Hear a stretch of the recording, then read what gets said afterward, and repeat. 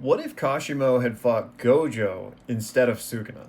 Let's talk about it, but spoilers beware. Alright, first of all, shout out to Soldier for Licorice for asking me about this today. And essentially, what he is posing here is, let's say Gojo hypothetically had beaten Sukuna. Well, Kashimo, who's been searching his entire life for a worthy opponent, would have now been left with Gojo as his only real option to test himself against, right? So, what if he had jumped in, just like he did against Sukuna, but against that weakened Gojo? What would have happened? Honestly, I'm actually shocked. Oh, really? Here come the excuses. Not at all, Baldy.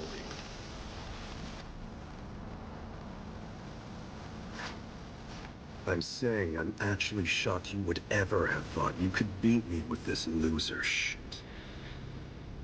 Yeah, I don't think that's a fight that Kashimo wants. I think Gojo hands him the L maybe even quicker than Sukuna did, right? And that's just because Gojo and Sukuna are on such different levels, right? But even beyond that, had Gojo won the fight against Sukuna, presumably just like in the moments after the Hollow Purple, let's say, he was in way better condition than the Sukuna that ultimately fought Kashimo was, and he still made light work of him. Because you gotta remember, before the 50% discount, this man was ramping up because of the consecutive black flashes. His output was replenishing, his RCT was back online. Kashimo does not want the smoke. But even all of that aside, he can't do anything to Gojo. Nothing Kashimo has can bypass the Infinity, right? Because Mythical Beast Amber isn't gonna do it. He doesn't have a sure hit from a domain expansion, and he probably doesn't have domain amplification. But let's just say that he did, right? You can't use domain amp and your technique at the same time. So his best bet would be non-Mythical Beast Amber domain amp and just taking it hand to hand to Gojo. Yeah,